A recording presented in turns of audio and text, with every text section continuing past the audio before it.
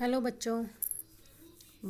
इसमें जो लास्ट में हमने पढ़ा था कि भारतीयों ने नगर न्यायपालिका को कार्यपालिका से अलग करने की सलाह दी थी, मांग की थी, और आर्म्स एक्ट को ख़त्म करने के लिए बोला था। और यह भी कहा था कि जो वर्नाकुलर प्रेस एक्ट है उसको भी रोका जाए, हटाया जाए उसे।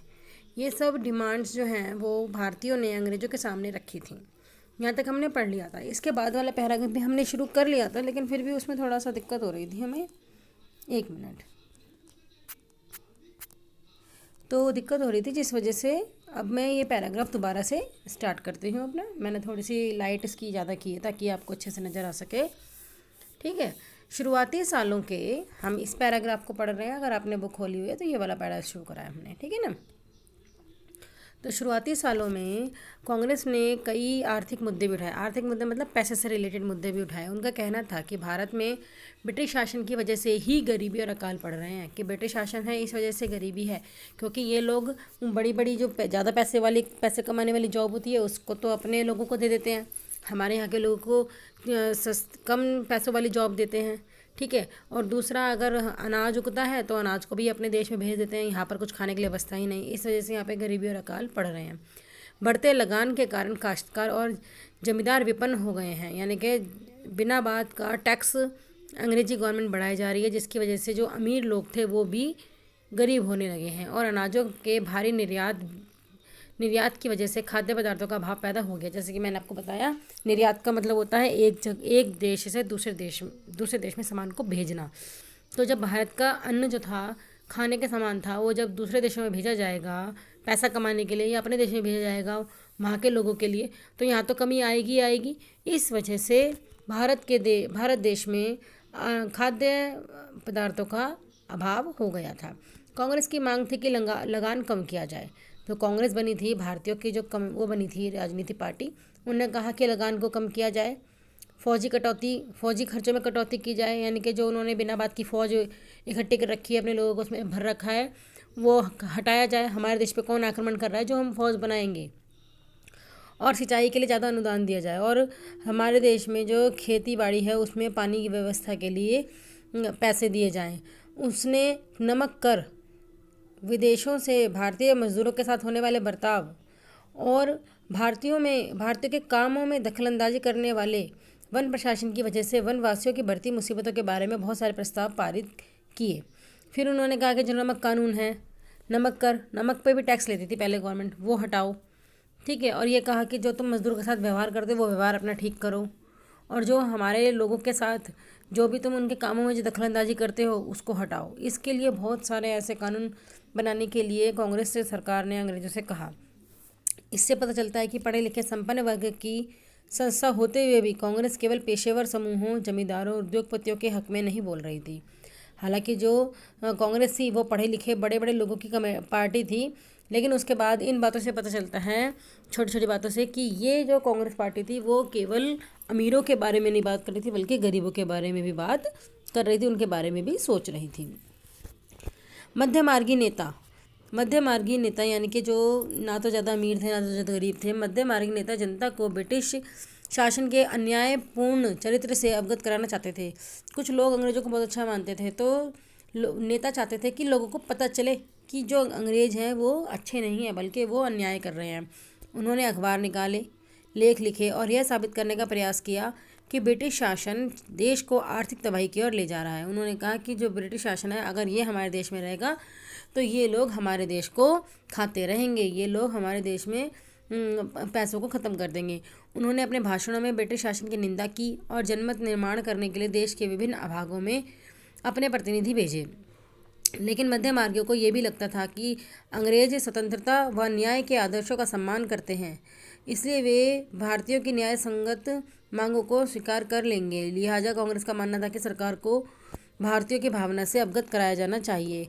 कुछ ऐसे भी लोग थे जो कि ये मानते थे कि जो अंग्रेज हैं वो लोग ना न्याय प्रिय हैं, वो लोगों के साथ किसी भी तरह का कोई गलत भेदभाव वाला काम नहीं करेंगे। इसलिए उन्होंने कहा कि क्यों ना एक बार जो हम लोग चाहते हैं, जो यहाँ के लोग चाहते हैं, उनको अंग्रेज़ों को उन बातों से भी अवगत कराया जाए, अंग्रेज़ों को बताया जाए कि यहाँ के लोग आखिर तुमसे चाहते क्या हैं। ठीक है। अब अगला पॉइंट है, स्वतंत्रता हमारा जन्मसिद्ध अधिकार है। ये लाइन हमने बहुत पढ़ी हुई है और अधिकतर सुनने में आता है कि ये लाइन किसने कही थी, तो ये लाइन बाल गंगाधर तिलक ने कही थी कि स्वतंत्रता मेरा जन्मसिद्ध अधिकार है और मैं इसे लेके रहूँगा। ठीक है, ये प्रसिद्ध नारा था जो कि तिलक ने या बाल गंगाधर तिलक ने दिया था। 1890 के दशक तक बहुत सारे लोग कांग्रेस के राजनीतिक तौर तरीकों पर सवाल खड़ा करने लगे थे। बंगाल, पंजाब, महाराष्ट्र में बिपिन चंद्र पाल, बाल गंगाधर तिलक और लाला लाजपत राय जैसे नेता ज़्यादा आमूल परिवर्तनवादी उद्देश्य और पद्धतियों के अनुरूप काम करने लगे थे। बंगाल, पंजाब और महाराष्ट्र के 3 मेन नेता थे जो कि चाहते थे कि अभी से जल्दी चेंजेस आएँ, ऐसा ना हो धीरे धीरे चेंजेस आएँ। जब बदलाव एकदम से आ सकता है तो जल्दी ही आना चाहिए। तो इनका नाम था बाल, पाल, लाल। बाल गंगाधर तिलक, पाल बिपिन चंद्र पाल और लाल लाला लाजपत राय। इन तीनों को बाल, पाल, लाल के नाम से जाना जाता था और ये उग्र नेता थे ना, इनके ये गर्म पंथी थे जो कि गुस्से में आकर या फिर ये तैड़ फड़ काम करने वालों में से थे, लड़ाई झगड़े से काम करने वाले थे। वो ये मानते थे कि जो अंग्रेज़ है ना वो प्यार से बात करने वाले नहीं हैं, बल्कि इनके साथ तो गुस्से का व्यवहार करो, इनके साथ तो लाठी वाला व्यवहार करो तभी ये मानेंगे। ठीक है, उन्होंने निवेदन की राजनीति के लिए नरम पंथियों की आलोचना की। उन्होंने कहा जो लोग इनसे प्यार से बात कर रहे हैं ना वो गलत कर रहे हैं, ये प्यार के लायक ही नहीं है। और आत्मनिर्भरता तथा रचनात्मक कामों के महत्व पर जोर दिया। उनका कहना था कि लोगों को सरकार के नेक इरादों पर नहीं बल्कि अपनी ताकत पर भरोसा करना चाहिए। लोगों को राजस्व के लिए लड़ना चाहिए, यानी कि हमारा देश अपने देश के लिए लड़ना चाहिए। तिलक ने नारा दिया, स्वतंत्रता मेरा जन्मसिद्ध अधिकार है और मैं इसे लेकर रहूँगा। ये इन्होंने कहा था। ये लाइन आ जाती है कि ये किसने कहा था। ठीक है, 1905 के वायसराय कर्जन ने बंगाल का विभाजन कर दिया। बंगाल का विभाजन कब हुआ? 1905 में। किसने किया? वायसराय कर्जन ने। उस वक्त बंगाल ब्रिटिश शासन का सबसे बड़ा प्रांत था। बिहार और उड़ीसा के कुछ भाग भी उस समय बंगाल का हिस्सा थे। अंग्रेजों का कहना था कि प्रशासकीय सुविधा को ध्यान में रखते हुए बंगाल का बंटवारा करना जरूरी था, जबकि ऐसा कोई ज़रूरी नहीं था। बस ये था कि भारत के एक भाग को उन्होंने भारत से अलग कर दिया था। परंतु इस प्रशासकीय सुविधा का क्या मतलब क्या था? इससे किसको सुविधा मिलने वाली थी? जाहिर है इसका ताल्लुक अंग्रेज अफसरों से था, उनके व्यापारियों के फ़ायदे से था। लेकिन सरकार ने गैर बंगाली इलाकों को अलग करने के बजाय उसके पूर्वी भाग को अलग करके असम में मिला दिया। पूर्वी बंगाल को अलग करने के पीछे अंग्रेजों का मुख्य उद्देश्य यह रहा होगा कि बंगाली राजनेताओं के प्रभाव पर अंकुश लगाया जाए और बंगाली जनता को बांट दिया जाए, क्योंकि बंगाल अपने आप में एक बहुत बड़ा राज्य था जो कि अंग्रेजों के जो अंग्रेज उन पर अपना शासन करना चाहते थे, उस शासन को वो नहीं मान रहे थे। इसलिए उन्होंने बंगाल का विभाजन कर दिया था। ठीक है, जिससे कि जनता बट जाए और उनकी ताकत भी बढ़ जाए। बंगाल के विभाजन से देश भर में गुस्से की लहर दौड़ पड़ी। सारे लोग जो थे गुस्से में आ गए कि ऐसे कैसे हमारे देश को बांट दिया। मध्य मार्गीय और आमूल परिवर्तनवादी कांग्रेस के खड़ी सभी धड़ों ने इसका विरोध किया। विशाल जनसभाओं का आयोजन किया, जुलूस निकाले गए, जन प्रतिरोध के नए रास्ते ढूंढे, यानी कि लोगों द्वारा जो गुस्सा था उसको जाहिर करने के रास्ते ढूंढे गए। इससे जो संघर्ष उपजा उसे स्वदेशी आंदोलन के नाम से जाना जाता है। स्वदेशी आंदोलन कब हुआ? जब बंगाल विभाजन हुआ। यह आंदोलन बंगाल में सबसे ताकतवर था, परंतु अन्य इलाकों में भी इसकी भारी अनुगूंज सुनाई दी। बंगाल में तो विभाजन हुआ था तो बंगाल के तो लोग ज़्यादा कर ही रहे थे, इसके लिए वो आंदोलन और नारेबाजी कर रहे थे, जुलूस निकाल रहे थे, लेकिन पूरे भारत में इसकी आवाज़ सुनाई दे रही थी। उदाहरण के लिए आंध्र के डेल्टा इलाकों में इसे वंदे मातरम आंदोलन से जाना जाता था, यानी कि आंध्र प्रदेश तक इसकी गूंज थी और आंध्र प्रदेश में इस आंदोलन को वंदे मातरम आंदोलन के नाम से जाना गया।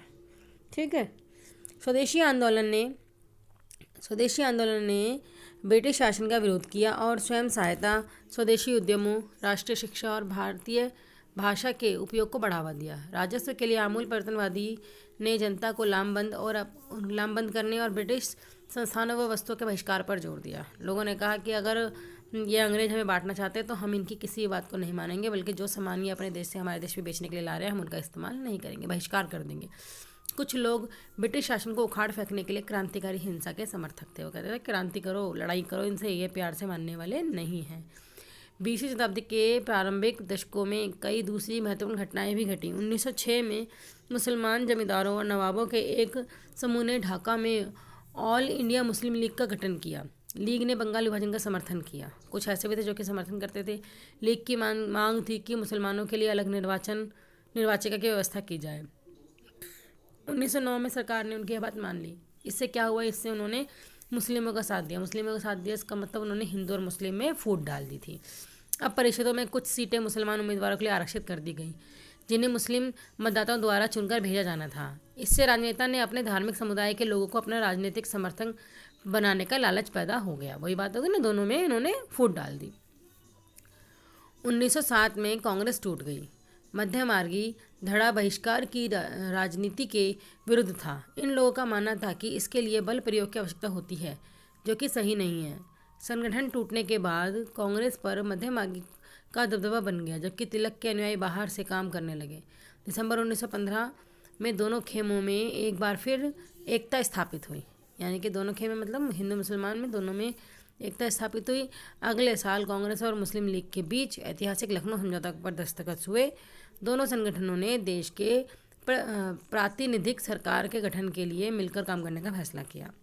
ठीक है जी, यानी कि ये पहले जब अंग्रेजों ने उन दोनों में फूट डाल दी थी हिंदू मुस्लिम में, बाद में 1915 के बाद फिर से एक लखनऊ समझौता हुआ, जिससे दोनों में फिर से एक बार बातचीत हो गई, दोनों में एक बार फिर से दोस्ती हो गई थी।